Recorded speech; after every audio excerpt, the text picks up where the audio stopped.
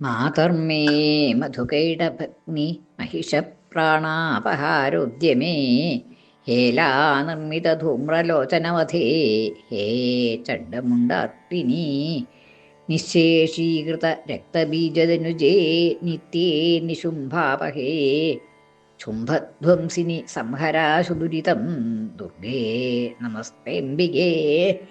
ദേവി മഹാത്മ്യം തുടരുകയാണ്. മഹർഷി സുരഥ മഹാരാജാവിനോടും വൈശ്യനോടും കൂടിയിട്ട് ആ സ്നേഹബന്ധം എന്നുള്ളതൊക്കെ അതൊക്കെ സംസാരത്തിൻ്റെ ഒരു ഭാഗമായിട്ടുള്ളതാണ്. അതിലൊന്നും അത്ഭുതമില്ല എന്നുള്ളതാണ്. ആ മോഹം എന്നുള്ളത്, ആ സ്നേഹബന്ധം എന്നുള്ളത് തന്നെ ഒരു മോഹം കൊണ്ടുണ്ടാവണതാണ്. ഒരു അജ്ഞാനം എന്നുള്ളത് എൻ്റെ മകൻ എൻ്റെ എന്നുള്ളതായിട്ടുള്ളൊരു വിചാരം ഉണ്ടാവുമ്പോൾ ഉണ്ടാവണതാണ് അതൊക്കെ. അത് മായയുടെ പ്രവൃത്തിയാണ് ഇതൊക്കെ. അത് മായയുടെ പ്രവൃത്തികളെ അതിജീവിക്കാനായിട്ട് ആർക്കും സാധിക്കില്ല. എല്ലാവരും ആ മഹാമായയ്ക്ക് അധീനരാണ് എന്നുള്ളതൊക്കെ പറഞ്ഞ് കൊടുക്കുകയാണ് രാജാവിനോടും ഈ വൈശ്യനോടും. തഥാപി മമതാവർത്തേ മോഹഗർത്തേ നിപാതിതാഃ മഹാമായ പ്രഭാവേണ സംസാരസ്ഥിതികാരിണഃ. ഈ സംസാരത്തിൻ്റെ നിലനിൽപ്പുണ്ടാവണമെങ്കിൽ തന്നെ ഇതൊക്കെ ആവശ്യമാണ് എന്ന് പറയുകയാണ്. അതില്ല എന്നുണ്ടെങ്കിൽ എല്ലാവർക്കും അവരവരുടെ വിചാരങ്ങൾ പോലെ നടക്കുന്നുണ്ട് എന്ന് തിരിച്ച് ഉള്ളതായിട്ടുള്ള സ്നേഹബന്ധം ഉണ്ടാവണില്ല എന്നുള്ളതൊക്കെ ഇതൊക്കെ സ്വാഭാവികമായിട്ടുള്ളതാണ്.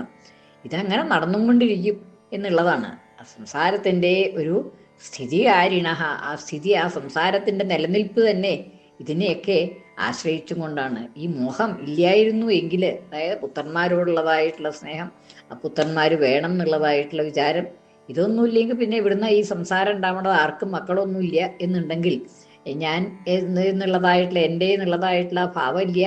ആ പരമാത്മാവിനെ ചിന്തിച്ചും കൊണ്ടാണ് എല്ലാവരും ഇരിക്കണത് എന്ന് വെച്ചിട്ടുണ്ടെങ്കിൽ പിന്നെ ഈ സംസാരത്തിന് എന്താ ഉള്ളത്? ഒന്നുമില്ല എന്നുള്ളതാണ്.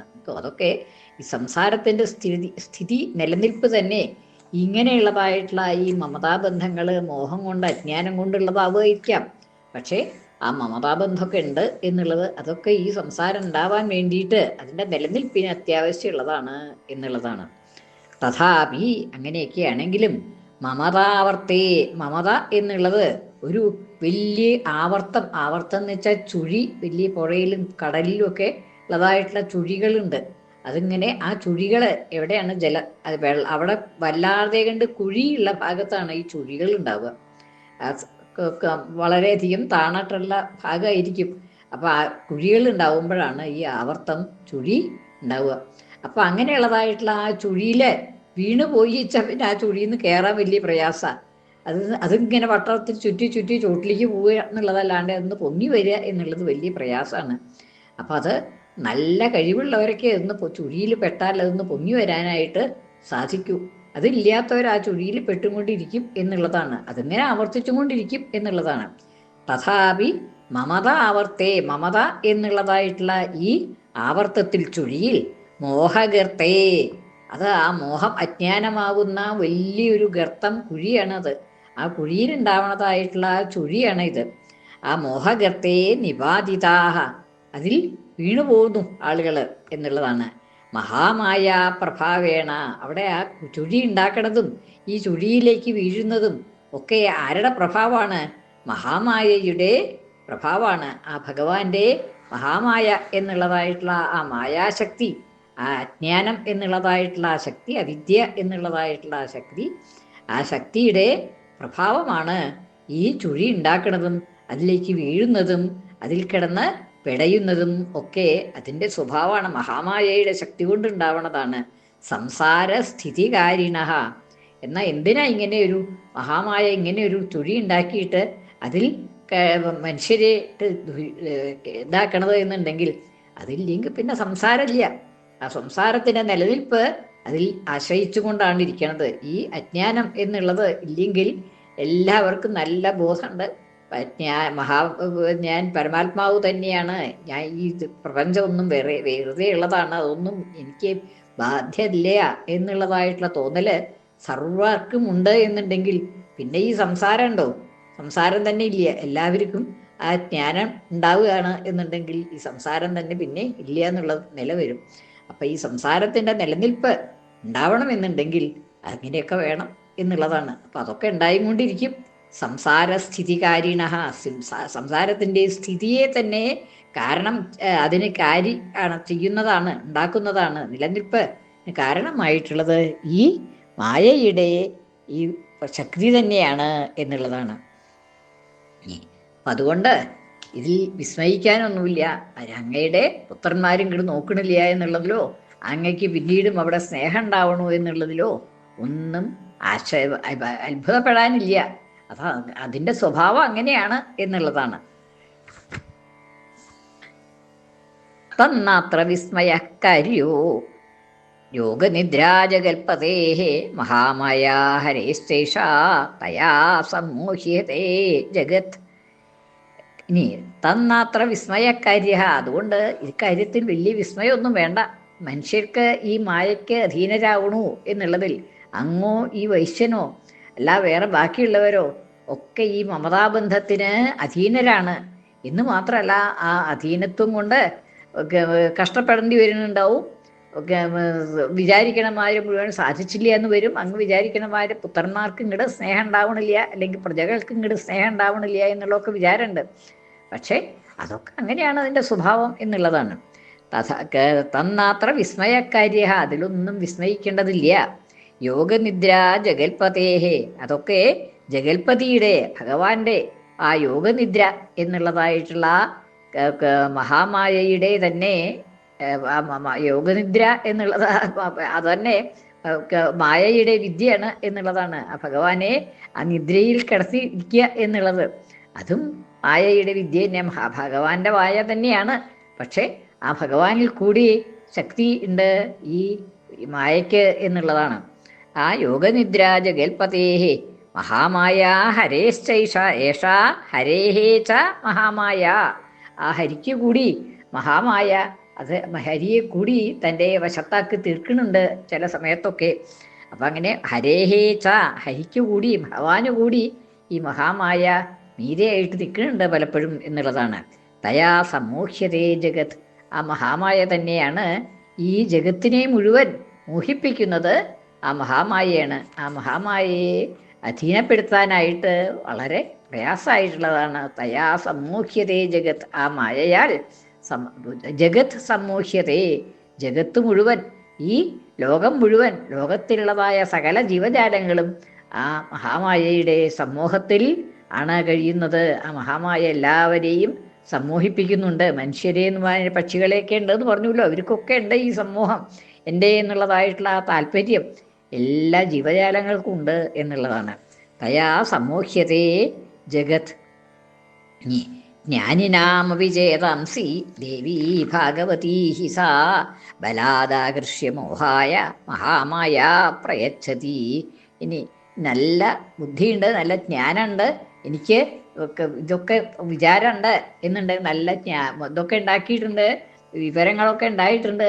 ഞാൻ മാത്രമേ ഉള്ളൂ ആത്മാവ് എന്നുള്ളതാണ്. എനിക്ക് ഈ ശരീരം എന്നുള്ളത് അതൊക്കെ ഇല്ലാത്തതാണ്, നശിക്കണതാണ്. നശിക്കാണ്ടിരിക്കുന്നത് ഈ ആത്മാവ് മാത്രമാണ്. ഞാനെന്ന് വെച്ചാൽ ഈ ആത്മാവ് തന്നെയാണ്, അത് ഭഗവാൻ തന്നെയാണ്, ഭഗവാന്റെ അംശം തന്നെയാണ് എന്നൊക്കെ ഉള്ളതായിട്ടുള്ള ജ്ഞാനമൊക്കെ പറഞ്ഞു വെച്ചിട്ടുണ്ടാവും, പഠിച്ചു വെച്ചിട്ടുണ്ടാവും അതൊക്കെ. പക്ഷേ അതുകൊണ്ടൊന്നും കാര്യമില്ല. എത്ര ജ്ഞാനിയാണെങ്കിലും ജ്ഞാനിനാമപി, നല്ല ജ്ഞാനികളുടെയും ചേതാംസി, അവരുടെ ബുദ്ധിയെ പോലും അവരുടെ മനസ്സിനെ പോലും ദേവി ഭാഗവതി ഹി സാ, ഭാഗവതിയായിട്ടുള്ള ഭഗവത് സംബന്ധിയായിട്ടുള്ള മായയാണത്. ആ ദേവി അത് വിളങ്ങിക്കൊണ്ടിരിക്കുകയാണ്. നല്ല പ്രകാശമുണ്ട് ആ ദേവിക്ക്. ഈ മായ എന്നുള്ളതായിട്ടുള്ള ദേവിക്ക് നല്ല പ്രകാശമാണ്, നല്ല ശക്തി ഉണ്ട് എന്നുള്ളതാണ്. ആ ഭഗവാന്റെ ശക്തിയാണത്. ആ ഭഗവാൻ തന്നെയുള്ളതായിട്ടുള്ള ശക്തിയാണ്, ഭഗവാന്റെ അംശമായിട്ടുള്ള ഒരു ശക്തിയാണ്. ആ ശക്തി എല്ലാവരെയും പിടിച്ചു വലിക്കും എന്നുള്ളതാണ്. ദേവി ഭാഗവതീ ഹി സാ, ഭഗവത് സംബന്ധിയായിട്ടുള്ള ആ ദേവി, പ്രകാശിക്കുന്നതായിട്ടുള്ള ആ ദേവി ജ്ഞാനിനാം അപി ചേതാംസി, ജ്ഞാനികളുടെയും നല്ല വിവരമുള്ള ആളുകളുടെയും തത്വജ്ഞാനമൊക്കെ ഉണ്ടായിരിക്കാം. പക്ഷെ അങ്ങനെയുള്ള ആളുകളുടെയും മനസ്സിനെ ബലാത് ആകർഷ്യ, ബലാത് വളരെ ബലമായിട്ട് ആകർഷ്യ പിടിച്ചു വലിക്കണു, ആ തന്നിലേക്ക് തൻ്റെ മോഹം തൻ്റെ വലയത്തിൽ പെടുത്തുന്നു ഈ എല്ലാ ജനങ്ങളെയും എന്നുള്ള ജ്ഞാനികളെ കൂടി തൻ്റെ വലയത്തിൽ തൻ്റെ അധീനത്തിലാക്കി തീർക്കുന്നു ഈ മഹാമായ എന്നാണ്. ബലാദാകൃഷ്യ ബലമായി പിടിച്ചു വലിച്ച് മോഹായ മോഹിപ്പിക്കണു, അതായത് ഈ മമതാബന്ധം ഉണ്ടാക്കിയിട്ട് അവരെയൊക്കെ മോഹിപ്പിക്കുന്നു എന്നാണ്. മഹാമായ പ്രയച്ഛതി, മഹാമായ ഇവരെയൊക്കെ മോഹത്തിനായിട്ട് സമർപ്പിക്കണു. ആ മോഹത്തിനായിട്ട് സമർപ്പിക്കുക എന്ന് വെച്ചാൽ മോഹിപ്പിക്കണു എന്നർത്ഥം.